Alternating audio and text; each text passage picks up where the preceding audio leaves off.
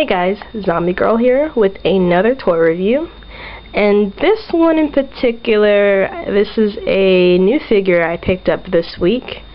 I think it was this week Wednesday, and I got this one again at my local comic book store, and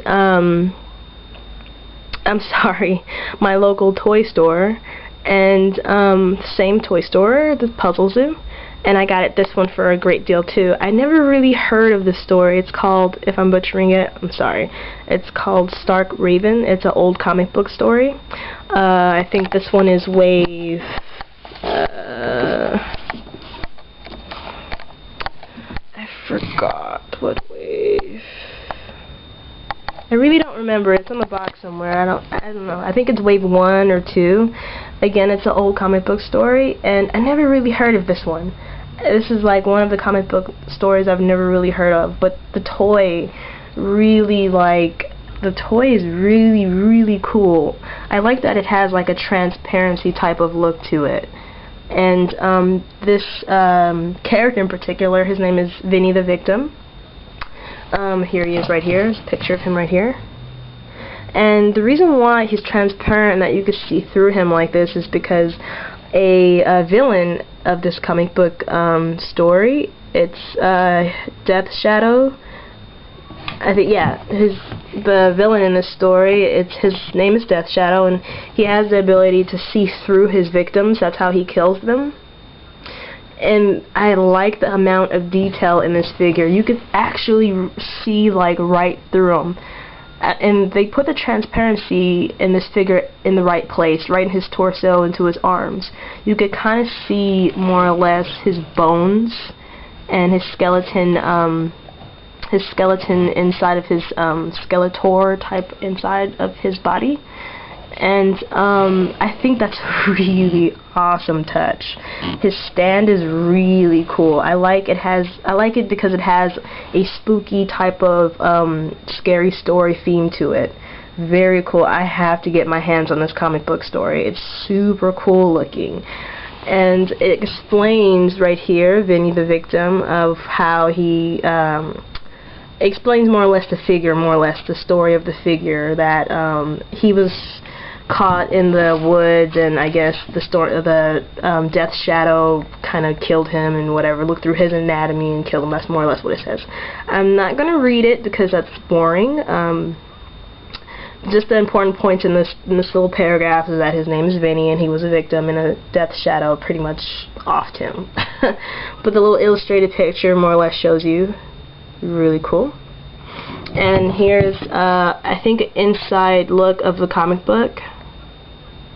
And the price, $4.95, great price. And these are the other characters in the comic book story. And this is the variant of the figure that I have. This is more or less how he looks without the transparency. These characters look pretty basic, but the costumes is pretty cool looking. Costumes is really pretty. It's like a cross between Batman meets Spawn type of costumes. As far as the art too as well, the art looks kind of like a Todd McFarlane type of Batman look to it. Very cool. That's just what I'm seeing. The colors look Spawn looking, and the action looks more or less like Batman themed type of Gotham City meets New York set up with Spawn, I guess. Pretty cool. Packaging's pretty cool. It's actually in a box so that I could put them right back in the box if I wanted. And the packaging is really cool. That's the woods I was telling you guys about in the background inside the box.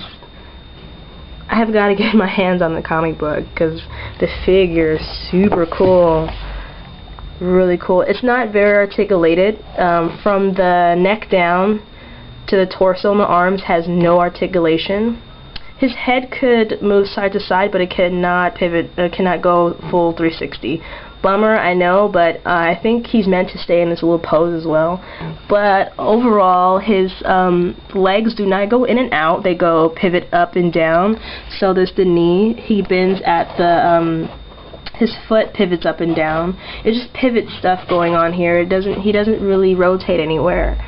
And it's, for me, I don't feel like the articulation, I think, is good enough on this figure because it's meant to be a display piece anyways. It's not really meant to be played with, I guess. I wouldn't play with it. I would pretty much put it somewhere to display it because this figure, it's more of, again, it's more of a display piece type of figure than a play toy thing. I wouldn't dare play with this one because it's super cool looking, like super cool.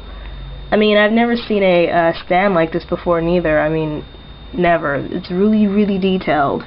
Very detailed. It's supposed to be, I guess he's supposed to be in the woods, so that's why more or less the stand looks like. Has a little tree stub right there and rocks and a little bit of grass there, I think, on the stand. But I'm not really mad about the articulation because it works in this figure's favor. To me, it works. A less amount of articulation. It just, for the storyline and the character-wise, I mean, this character is not a superhero. He's just a regular guy. So I don't think he's meant to have as amount of articulation as opposed to a superhero action figure would have. And that's more or less what certain people that likes toys should see, that they shouldn't really get mad because of the less articulation in certain figures. It's because it's a character thing. If you're a normal humanoid, you're not going to have that much articulation. It all falls on the story of the character, I guess. That's how I feel these people, that's how they make these toys, you know. They go on character base. But the details are dead on, like really dead on details. Like, very cool. Let me give you guys a side view, 3/4. Hands are really dramatic looking too. Like, he knows he's gonna die. I like the dramatic looks in this figure. Very cool. And I'll give you guys a side view and a back. The back is really cool because they really got the back great too. If you guys heard of this comic book series, let me know because I tried looking it up. It didn't really give me that much information on this story. But the figure is so awesome though. I would like to collect more figures from this series if I can find them. But it was not expensive. I got it from my toy store called the Puzzle Zoo. It's only really pretty much my favorite toy store to go to. But let me guys know what you think about this figure. It's called, the story is called Stark Raven, and if I'm butchering that, sorry. If you guys know about this series, let me know, please. And rate if you like, subscribe if you like, comment if you like. And I have more toy reviews coming soon, so let me know. Let me know what you guys think about this figure. I need to know more details on it. I'm going to pretty much look it up again to see what I can find on it. But if not, if you guys are familiarized with this story, please, again, let me know. I'm so, like, fascinated to know more about it. And thank you guys for watching again, and till next time.